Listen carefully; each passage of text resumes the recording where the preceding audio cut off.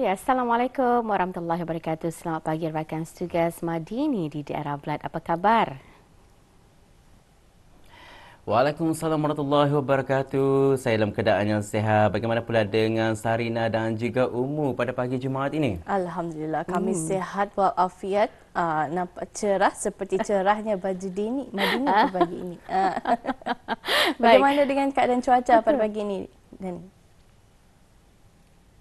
Ya, keadaan cuaca di daerah Belait pada pagi ini dalam keadaan yang cerah saja ya. Alhamdulillah. Pasti memudahkan lagi sebarang aktiviti, apatah lagi aktiviti perekonomian melibatkan para pengusaha mikro dan kecil. Ya. Soalnya kalau hari Jumaat ini masanya untuk kita ni mendapatkan keperluan runcit sayur, barang makan dan seumpamanya. Ada tempat-tempat yang saya rasakan cukup signifikan dan begitu dikenali di daerah Belait. Betul, Dani ya? Betul. Baik, hari ini kita ni akan membincangkan secara langsung. Kita ni akan cuba membawa penonton kita ni untuk lebih faham berkenaan dengan usaha-usaha untuk mengembang majukan ekonomi negara kita ni ya. Nanti ada wawancara mengenai dengan BIBD Mega Expo dan juga ada satu segmen Hewar Tarbiyah yang juga akan membincangkan berkenaan dengan pertumbuhan ekonomi. Kalau bagi Madini sendiri, kalau menurut pengamatan Dani sendiri, apakah lagi bentuk perusahaan ataupun perniagaan yang boleh dibangunkan oleh anak tempatan kita ni dalam sama-sama mengembang majukan pertumbuhan ekonomi negara? Ya, kalau dibincangkan yang mengenai dengan pertumbuhan ekonomi negara ni memang tidak putus-putuslah. Memang banyak yang boleh kita ni ungkapkan, yang kita ni boleh cadangkan kepada belia-belia kita ni. Tapi bagi pendapat saya sendiri ya, Serena, ingin ya menghasilkan, saya ingin melihat ya belia-belia kita ni menghasilkan pusat ataupun agensi pelancongan yang menumpu sepenuhnya di daerah masing-masing. Jadi maksudnya di sini bukan saja mempromosikan dari luar kota dan juga di kawasan pedalaman dengan mempromosikan kebudayaan kita ni, produk-produk yang dihasilkan ataupun kraftangan dijual kepada orang ramai, dan ini juga bukan saja dibukakan kepada pelancong luar negara, malah pelancong domestik juga diberikan dengan berbentuk package. Jadi pada masa yang sama, bukan saja kita akan menaikkan ekonomi bagi setiap daerah itu, malah kita ni orang melestarikan lagi juga kebudayaan kita ni, kaya dengan sejarahnya. Benar. Jadi ia berbentuk dengan dihasilkan dengan berbentuk package. Mungkin itu adalah salah satu pendapat yang saya ingin dengarkan daripada belia-belia kita ni akan datang. Jadi dapat dirumuskan apa yang cuba diusulkan oleh Dania tu adalah perusahaan berbentuk perkhidmatan, servis ya, dan indah secara langsung pun pastinya akan dapat orang mengambil tenaga kerja daripada warga tempatan sendiri kerana akan lebih memahami mungkin orang dari segi sejarah dan juga apa signifikan identiti budaya di satu-satu tempat berkenaan. Idea yang cukup benar sebenarnya. Betul, saya setuju dengan apa yang diusulkan oleh Madini seperti tadi. Memang satu idea yang sangat bernas kerana memang kalau kita lihat memang kita ni kekurangan sebenarnya untuk mengadakan servis sebegitu. Jadi ianya bukan saja memudahkan pelancong untuk datang ke Brunei Darussalam, tetapi juga sebenarnya dapat ada meningkatkan pilihan ekonomi kita ni. Betul. Ada pilihan package pelancongan di keempat-empat daerah. Baik, tu orang bicara kita ni secara santai sajalah. Macam mana orang usaha yang boleh dilakukan dalam sama-sama membantu negara untuk mengembang majukan ekonomi. Baik, Madani, pastinya bahan yang akan disediakan pada pagi ini turut dinanti-nantikan oleh penonton sampai pagi. Kita akan serahkan dulu bersama dengan Dani di daerah Belait. Silakan. Baiklah, terima kasih rakan setugas kita. Bismillahirrahmanirrahim. Assalamualaikum warahmatullahi wabarakatuh. Selamat pagi dan salam sejahtera. Salam Jumaat di Auda.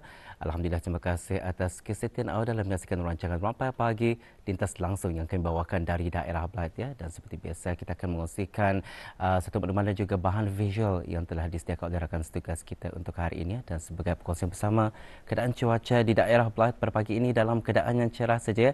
Tidak apa saja perancangan dan juga urusan bis kita pada hari Jumaat ini, semoga ianya berjalan dengan lancar, selaras dengan apa yang dirancangkan. Baiklah, terlebih dahulu saya mengungsikan satu info semasa yang akan berlangsung di sekitar daerah Belait, iaitu mengenai dengan Smart Meter Electric and Water USMS akan mengadakan taklimat pemberikaan mengenai USMS dan TID rollover yang mana ianya akan diadakan pada hari ini, Jumaat 8 November 2024 bermula pada jam 8.30 pagi dan akan bertempat di Dewan Kemasyarakatan Kampung Pandan. Jadi kepada bis kita, khususnya rakyat dan juga penduduk yang tinggal di kawasan daerah Blyth yang ingin mengetahui lebih lanjut atau sebarang pertanyaan mengenai penggantian mandatori atau apa sahaja yang berkaitan dengannya, bolehlah hadirkan diri dan hadapkan soalan pada waktu taklimat ini berlangsung. Itu dia ada satu info semasa. Sekarang kita akan beralih untuk menyaksikan satu bahan visual untuk tontonan bersama.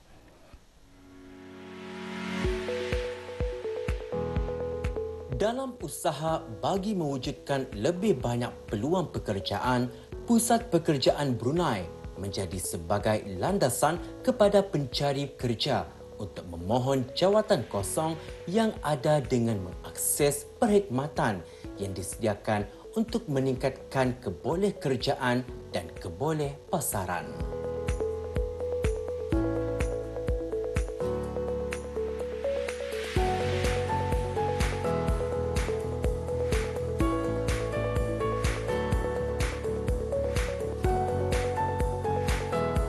Pusat Pekerjaan Brunei adalah agensi yang memainkan peranan sebagai fasilitator dalam membantu majikan dalam mengambil tenaga pekerja tempatan.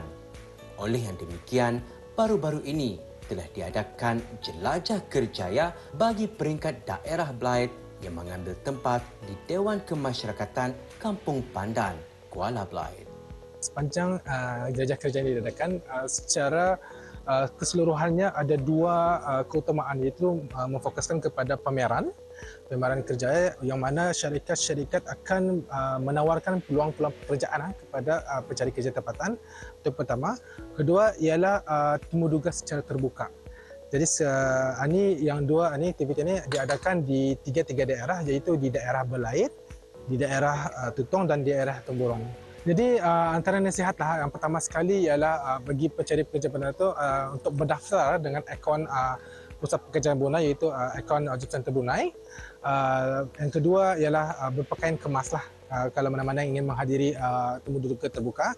Dan ketiga, ambil peluang untuk berinteraksi dengan bakal majikan, dengan syarikat-syarikat yang ada ataupun dengan agensi-agensi kerjaan.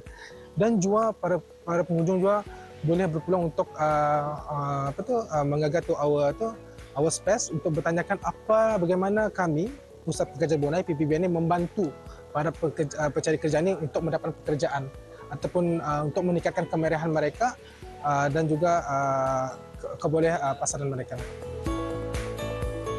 Secara keseluruhannya, Jelajah Kerjaya 2024 ini membawakan penyertaan lebih 50 buah syarikat swasta dengan lebih 1,000 tawaran jawatan kosong dalam industri minyak dan gas, food beverage, human resource, kewangan dan banyak lagi, serta terdapat 104 peluang pekerjaan ditawarkan kepada orang kelainan upaya OKU. So, alhamdulillah dari tahun ke tahun ada peningkatan dari sudut Pusat Pekerjaan punya inisiatif ataupun aktiviti. Antaranya yang kita ni boleh lihat ialah dari segi acara-acara kerjaya yang diadakan. Kalau tahun yang lalu diadakan Pesta Kerjaya Exposure, dan tahun ini diadakan Jelajah Kerjaya yang mana Jelajah Kerjaya ini memfokuskan kepada 4 daerah. Dan juga ada banyak pelbagai program yang direncanakan oleh Pusat Pekerjaan Brunei untuk memberikan kemahiran ataupun meningkatkan kemahiran para pencari kerja tempatan. Para pengunjung yang hadir di Jelajah Kerjaya ini untuk berdaftar dengan akaun Pusat Pekerjaan Brunei. Sebab apa? Sebab semua syarikat-syarikat ini adalah dimestikan bagi para pengunjung ataupun pencari kerja tempatan untuk mendrop dorang punya CV itu melalui QR code yang diletakkan di setiap booth. Jadi dari sini pihak Pusat Pekerjaan Brunei boleh memantau sejauh mana pencari kerja tempatan itu mendaftar di syarikat, dan juga kami boleh memantau sejauh mana syarikat itu mengambil pekerja tempatan.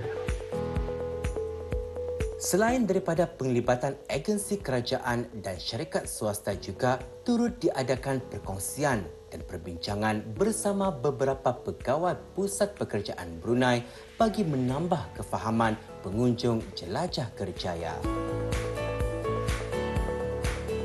Had umur 18 tahun hingga ke 60 tahun untuk mendaftar, tetapi bolehlah jua berdaftar seawal 16 tahun dengan ada concern daripada parents lah.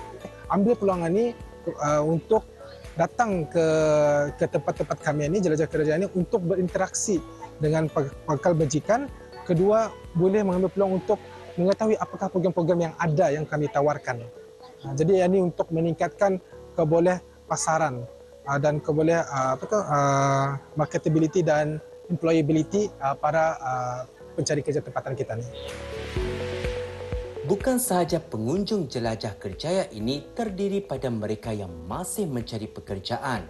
Ianya juga dikunjungi oleh para penuntut bagi pengetahuan hala tuju mereka selepas tamat persekolahan.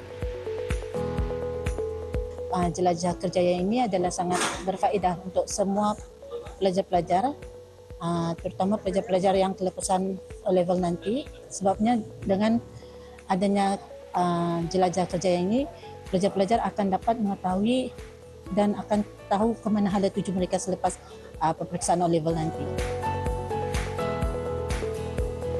Semoga dengan adanya inisiatif seperti ini dapatlah lagi membantu menjana sebuah ekonomi moden yang membuka peluang-peluang pekerjaan yang berkualiti untuk rakyat di dalam sektor awam dan sektor swasta bagi mencapai matlamat wawasan negara yang dikenali sebagai Wawasan Brunei 2035.